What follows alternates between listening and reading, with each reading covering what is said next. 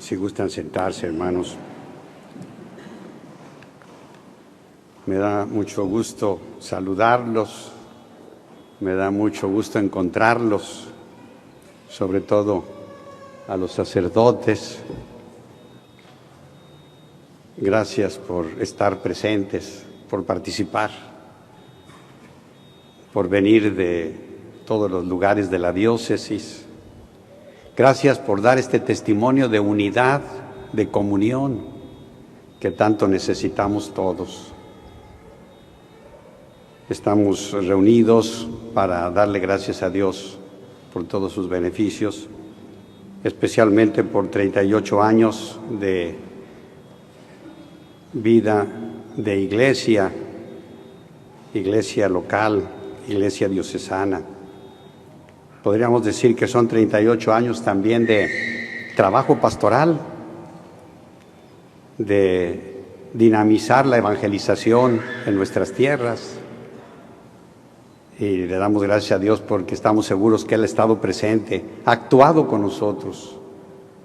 Dios ha actuado en esta diócesis, en esta iglesia durante estos años. Y también 31 de la dedicación de esta iglesia catedral. Quiero reflexionar brevemente sobre 3 puntos. Me dijeron que fuera breve, así es que voy a tratar de hacerlo. Espero lograrlo, ¿verdad? Por eso quiero ser muy claro en los puntos que voy a tratar, que se refieren desde luego al templo, a la iglesia. En primer lugar, el nuevo templo es Cristo. Solo a través de Él damos el culto que a Dios le agrada. Desde que Jesús vivió su Pascua, su pasión, su muerte y su resurrección, Él se transformó en el templo en donde podemos darle a Dios culto en espíritu y en verdad. Como que Jesús no quiere que nos quedemos en el edificio, sino quiere que a partir de Él vivamos la fe en todas partes, como lo escuchábamos en el Evangelio, ¿verdad? Dar culto a Dios en espíritu y en verdad. El culto que le agrada a Dios, el culto que le ha rendido el mismo Jesús, que le sigue rindiendo, porque cuando celebramos la misa y los sacramentos, actuamos en nombre de Cristo y en nombre de la iglesia. Decía San Agustín, cuando bautizamos es Cristo quien bautiza. Cuando celebramos la misa es Cristo quien celebra la misa. Entonces, Jesús es el templo a través del cual nosotros nos comunicamos con Dios.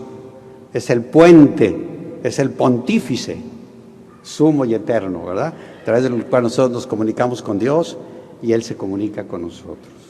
Y gracias esto a la Pascua de Cristo. De aquí pues se deduce algo muy práctico. No perdamos el sentido de lo sagrado. No perdamos la dignidad del templo.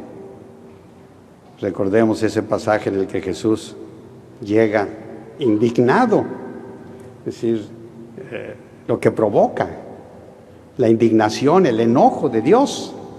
Es algo importante, sin duda. Dios no se va a enojar por cualquier cosita, ¿verdad? O no es un enojón.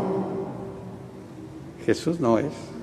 Pero entonces en ese momento quiere decir que algo grave está sucediendo. Y que nos lo quiere decir muy claro. Es decir, perder la dignidad de lo sagrado.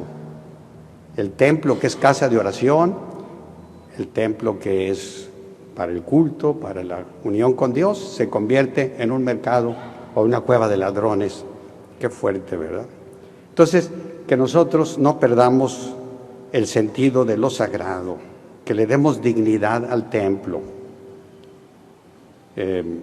Muchas de nuestras comunidades, de nuestros fieles, a veces no conocen esto y hay que decírselos. A veces suponemos que la gente sabe, pero es mejor no suponer. Es decir, aquí está Dios, aunque no veamos a nada, ni nadie, aquí está Dios. Los diversos signos o símbolos El altar es signo de la presencia de Cristo. Es Cristo, por eso nos hacemos reverencia cuando pasamos junto a Él, lo besamos, lo incensamos.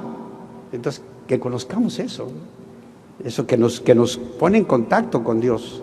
Y desde luego el sagrario, que es el lugar donde está, no es un símbolo, es el lugar donde está Jesús, con su cuerpo, con su sangre, con su alma, con su divinidad.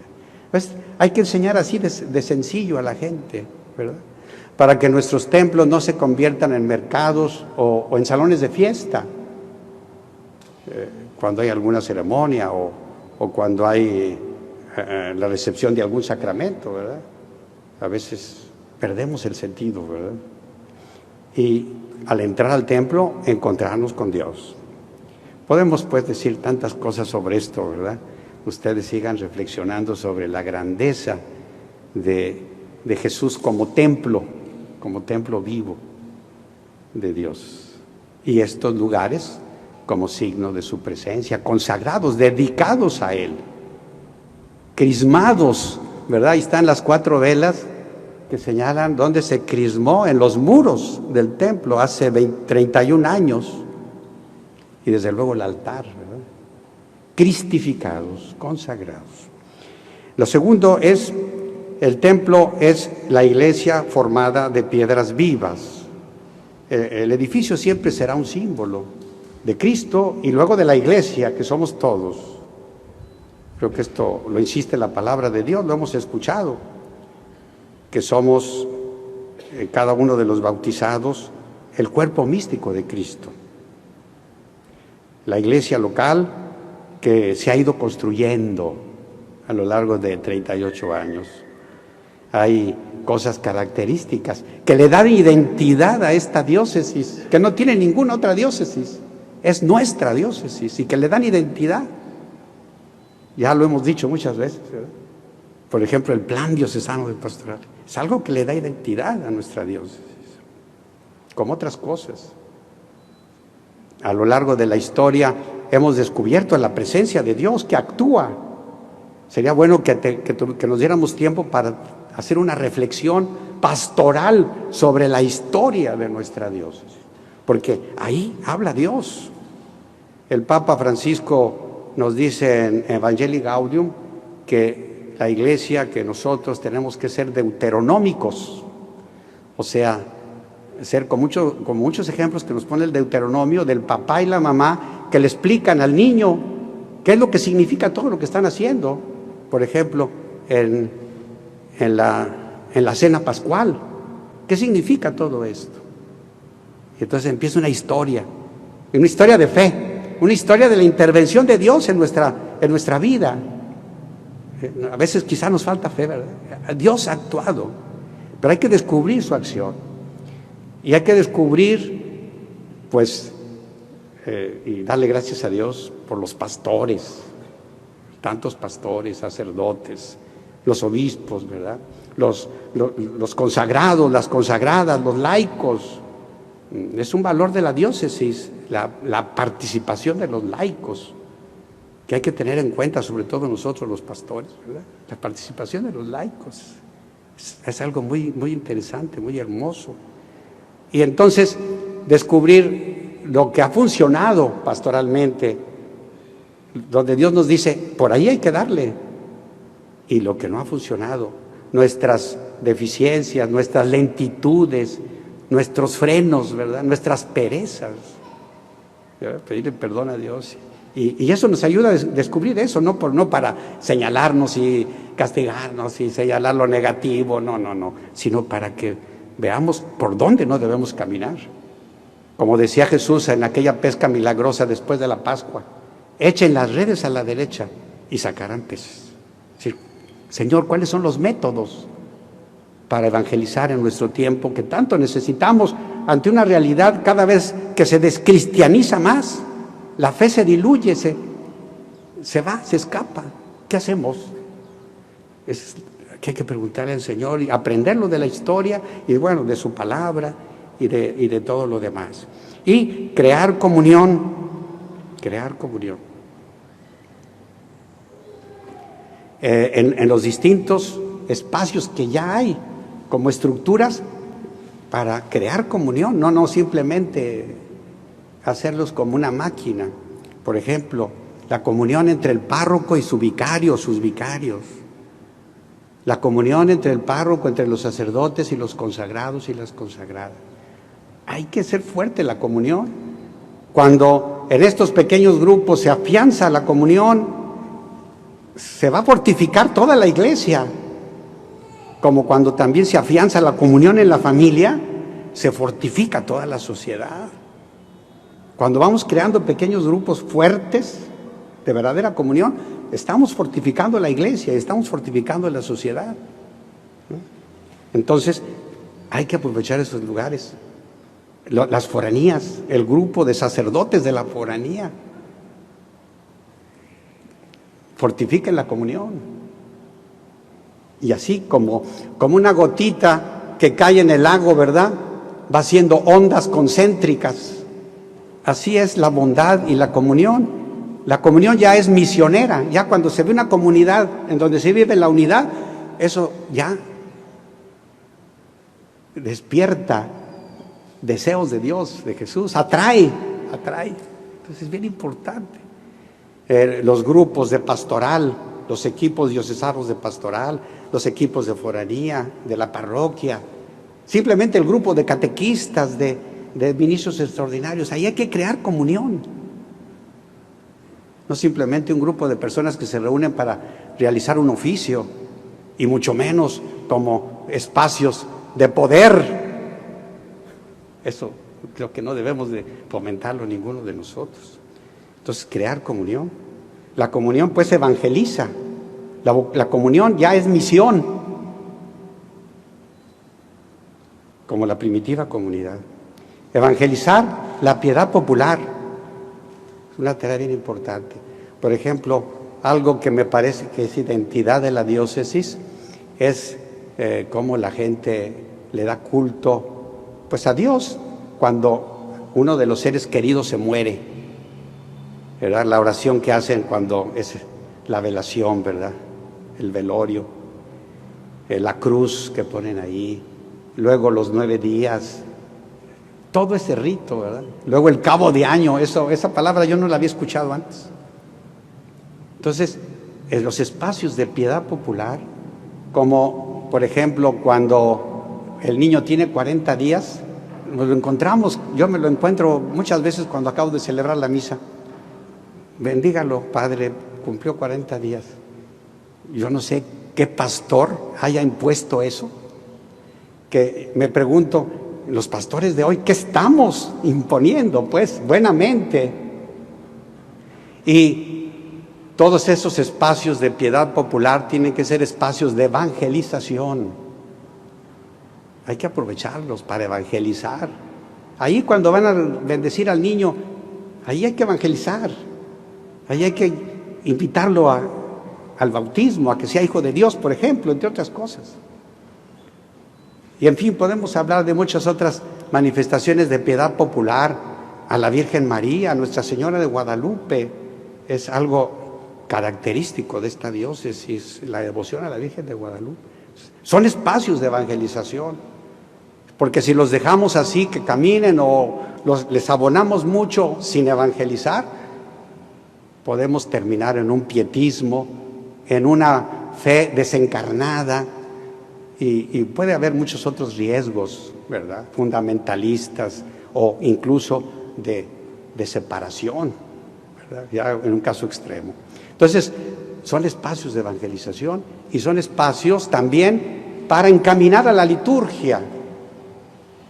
O sea, dicen los documentos, el magisterio de la Iglesia, la piedad popular debe de preparar a la liturgia y prolongar la liturgia, ¿verdad? Porque pues es lo mismo, no sé, un acto piadoso cualquiera que sea, a la celebración de la misa. Y a veces la gente no distingue, ¿verdad? Nosotros tenemos que ir poniendo de relieve cómo los símbolos litúrgicos son presencia de Dios directa, cosa que no sucede en un acto piadoso. Pero el acto piadoso prepara la liturgia y la prolonga. El rezo del rosario tiene que prepararnos al encuentro con Cristo en la Eucaristía.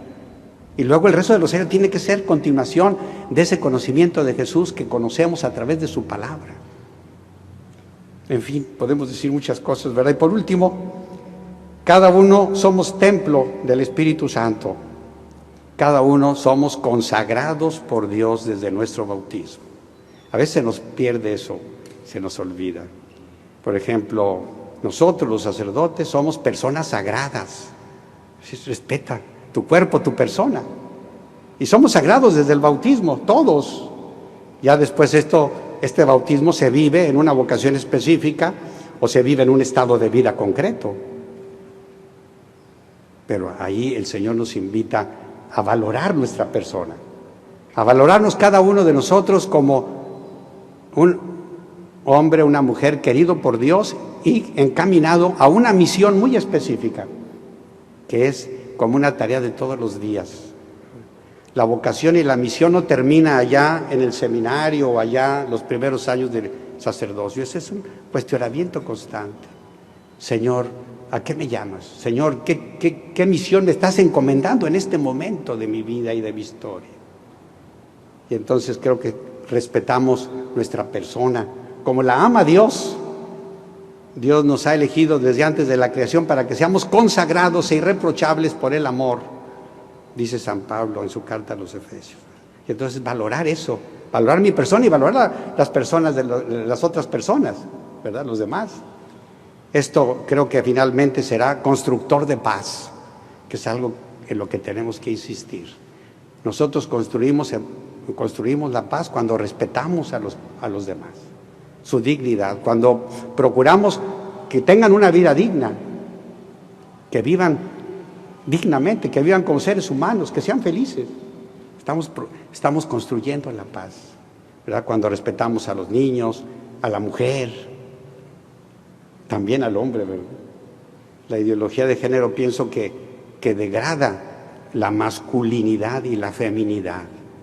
Entonces es una falta de respeto a la persona creada por Dios y que tanto ama y en la que habita el Espíritu Santo. Bien, pues démosle gracias a Dios por todo esto y pidámosle que podamos cada día valorar más el templo como presencia de Cristo, o Cristo como templo donde habita Dios y donde nos comunicamos con Él. Que nos ayude a valorar cada día más la iglesia como piedras vivas, todos los bautizados como cuerpo místico de Cristo, y sigamos construyéndola en la base de Cristo, sigamos construyendo nuestra iglesia con responsabilidad, con entusiasmo, con pasión, con ilusión. Sigamos construyendo nuestra iglesia. Hay que prepararnos para los 40 años, dentro de 2 años, una fiesta así más o menos más grandecita que esta, ¿verdad? 40 años dentro de 2 años. Y pidámosle al Señor que nos ayude a valorar nuestro cuerpo como templo del Espíritu Santo y el cuerpo de los demás también como lugar donde habita Dios. Pidámoselo por intercesión de la Virgen María, Nuestra Señora de la Candelaria, nuestra queridísima patrona, y que ella nos siga acompañando en este caminar.